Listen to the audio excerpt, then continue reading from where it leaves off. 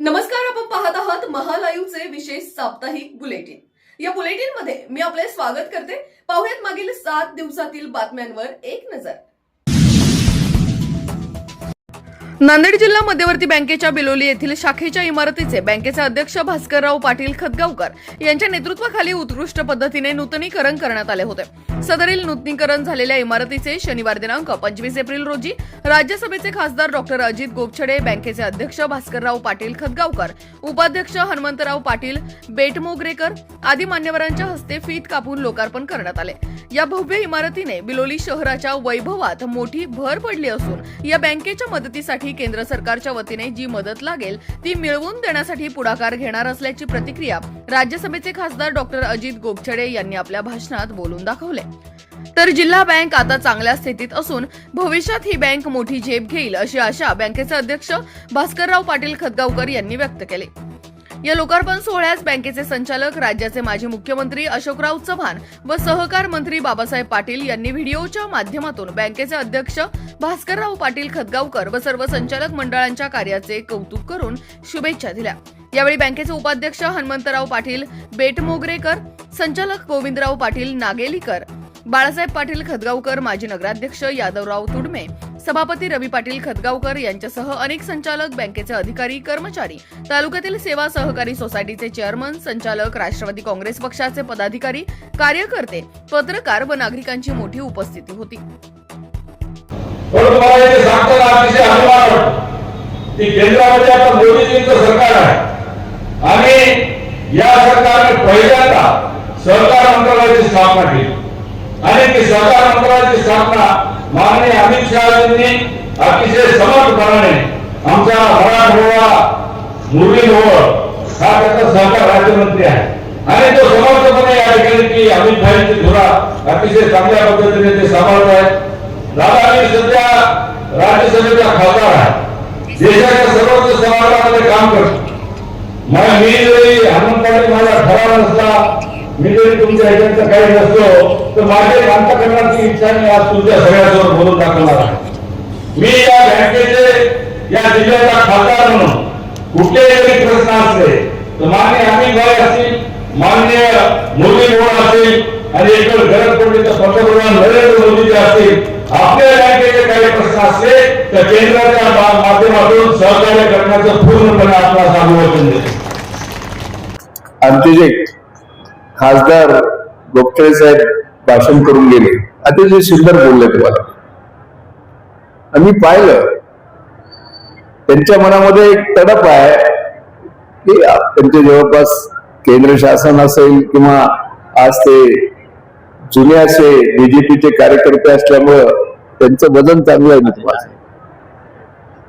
त्यांच्या मनापासून इच्छा आहे की बिलोलीची प्रगती झाली पाहिजे, मोठ्या प्रमाणात फंड्स आले पाहिजेत। आपण त्यांचे सहकार्य घेऊ, तुम्हाला काय नाही, आपण मित्रपक्ष जाऊ, त्यांचे आपल्याला सहकार्य घेता येईल आणि त्यातून बिलोली तालुक्याची प्रगती झाली पाहिजे हा सर्वात महत्वाचा विचार आमचा आहे मी तुम्हाला सांगतो। म्हणून आपण सर्वजण एकत्रितरित्या विकास कसा होईल यासाठी नियोजन करू आणि सगळ्यांच्या सहकार्यातून बिलोली तालुक्याची जे काही विकासाचे प्रश्न आहेत ते सोडवण्याचा आपण प्रयत्न करू। देशात गोहत्या बंद झालीच पाहिजे, सोबतच गोमातेला राष्ट्रमातेचा दर्जा प्राप्त झाला पाहिजे या मागणीसाठी सोमवार दिनांक 27 एप्रिल रोजी संपूर्ण देशातून विश्व हिंदू परिषद, बजरंग दल व गोरक्षक दल यांच्या वतीने तहसील प्रशासनाकडे निवेदन सादर करण्यात आले। यामध्ये बिलोली येथील पदाधिकारी व हिंदू नागरिकांनी सुद्धा बिलोली तहसील प्रशासनाकडे निवेदन देऊन घोषणाबाजी केली। यावेळी ज्येष्ठ पदाधिकारी विश्वनाथ दाचावार, सुनीलराव देशमुख यांच्यासह अनेक पदाधिकारी व कार्यकर्त्यांची उपस्थिती होती। गौ माता से क्या नाता है, गौ माता से क्या नाता है, गौ माता से क्या नाता है, गौ माता से क्या नाता है, गौ हत्या बंद करो, गौ हत्या बंद करो। गोहत्या बंद झालं पाहिजे, तसेच गोमातेला राष्ट्रमाता दर्जा प्राप्त झाला पाहिजे। यासाठी संपूर्ण भारतातून आज 5000 तहसीलमध्ये आपण आवेदन दिलो आहोत की गोमातेला राष्ट्रमाता दर्जा प्राप्त झाला पाहिजे। तसेच गोहत्या बंद झालं पाहिजे. त्यासाठी आज 27 एप्रिल 2026 मध्ये आपण संपूर्ण भारतातून आज आवेदन दिलं आहोत. विश्व हिंदू परिषद बजरंग तसेच गोरक्षक संपूर्ण हिंदू बांधवाच्या वतीने आपण हे आवेदन बिलोलीमध्ये तहसीलमध्ये आज देण्यात आलेलं आहे. राज्य सरकारने राज्यातील कृषी सेवा केंद्र चालकांवर अनेक जाचक अटी लावल्या आहेत. यामध्ये साथी ॲपच्या माध्यमातून अनिवार्य बियाकी विक्री, कीटकनाशक कायदा यांसह लिंकिंग खत विक्री अशा विविध जाचक अटी शिथिल करण्याच्या मागणीसाठी राज्यातील कृषी सेवा केंद्र चालक सोमवार दिनांक 27 एप्रिल पासून बेमुदत संप चालू केलाय. यामध्ये बिलोली शहर व तालुक्यातील कृषी सेवा केंद्र चालकांनी सुद्धा आपली कृषी सेवा केंद्र बंद ठेवून संपात सहभागी झाले असल्याचे बिलोली तालुका सीड्स, फर्टिलायझर्स व पेस्टिसाइड असोसिएशनच्या वतीने बिलोलीचे तहसीलदार गजानन शिंदे यांना निवेदनाद्वारे कळवले आहे. यावेळी बिलोली शहर व तालुक्यातील अनेक कृषी सेवा केंद्र चालक उपस्थित होते. बिलोली शहरातील देशमुख नगर परिसरात असलेल्या शिव हनुमान मंदिरात दिनांक 23 एप्रिल ते 25 एप्रिल या कालावधीत मोठ्या उत्साहात 3 दिवसीय कीर्तन महोत्सव यशस्वीरित्या संपन्न झाले. या वर्षीच्या कीर्तन महोत्सवात पहिले पुष्प हरिभक्तपरायण मृण्मयी कुलकर्णी, दुसरे पुष्प हरिभक्तपरायण ज्ञानेश जोशी धानोरकर, तर तिसरे अंतिम पुष्प हरिभक्तपरायण सौ स्नेहल पित्रे आदी कीर्तनकारांनी समाज जागृती सोबतच व हिंदू संस्कृतीचे जतन करून आपल्या मुलामुलींवर चांगले संस्कार करण्याचा सल्ला दिला. शिव हनुमान मंदिर समितीने गेल्या 10 वर्षापासून अखंडितपणे 3 दिवसीय कीर्तन महोत्सव आयोजित करून वर्षभरात अनेक धार्मिक उत्सव व प्रत्येक महिन्याच्या अमावस्येला महाप्रसाद कार्यक्रम सुद्धा आयोजित केला जातो. सदरील 3 दिवसीय कीर्तन महोत्सव यशस्वी करण्यासाठी शिव हनुमान मंदिर समितीच्या सर्व संचालक मंडळांनी मोठे परिश्रम घेतले होते. आणि आजचा हा खरंच तर खूप आगळा वेगळा कार्यक्रम, चौधरी सर कुठलंच डिपार्टमेंट सोडलं नाहीये जो या कार्यक्रमात सहभागी करून घेतलं नाही. खूप छान वाटलं. असाच हा कार्यक्रम नेहमी चालू राहावा. या कार्यक्रमातून समाजासाठी जे चांगलं काही मिळेल ते दिलं जातं आणि या जे कीर्तनाच्या माध्यमातून समाज प्रबोधन केलं जातं आणि त्याची खरंच आजच्या काळात गरज आहे. कारण जेव्हा एक पोलीस डिपार्टमेंटमध्ये काम करत असताना जे काही प्रकरणं आमच्याकडे येतात, फार कमी वयातल्या मुलांमध्ये जे काही वेगवेगळे प्रकरणं येतात, तर ते बघितल्यानंतर ऐकल्यानंतर खूप वाईट वाटतं आणि या गोष्टींची, या कार्यक्रमांची खरंच खूप गरज आहे. जास्त वेळ घेत नाही कारण आता आपल्याला छान कीर्तन ऐकायचं आहे. तर मंदिर समितीला एवढं सांगेल की असेच कार्यक्रम दरवेळेस घेत राहा आणि यामधून समाज जागृतीचं काम करत राहा.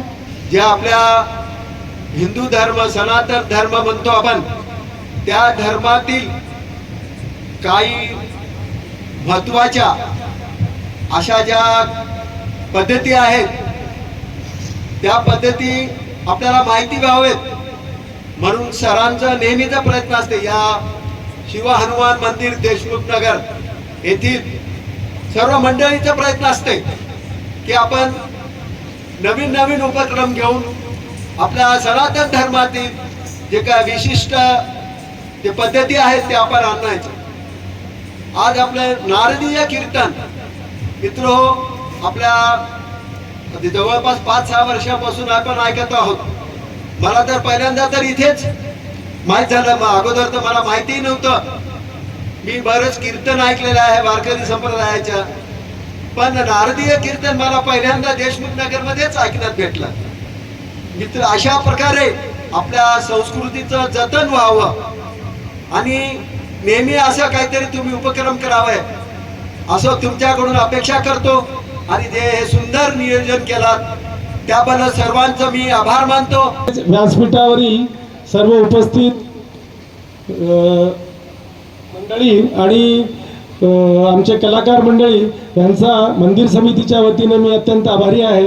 तसेच आमचे संचालक मंडळ जे आणि मागच्या 8 दिवसापासून इथे कार्यरत आहेत, मंदिर समितीचे सर्व सदस्य यांचा पण मी आभारी आहे माझ्या वैयक्तिक ह्याच्यानुसार. आणि इथे जमलेले सगळे भक्त आणि भक्तगण आणि परिसरातील सर्व महिला, बाल, अबाल, वृद्ध सगळ्यांचा मी मंदिर समितीने आभार व्यक्त करतो आणि मी माझे 2 शब्द इथे तर आपण पाहिलं महालाईव्हचं साप्ताहिक विशेष बुलेटिन. आमच्या बातम्या पाहण्यासाठी महालाईव्ह चॅनलला सबस्क्राईब करा, फेसबुक पेज फॉलो करा. पुन्हा भेटूया पुढील बातमीपत्रात. तोपर्यंत नमस्कार.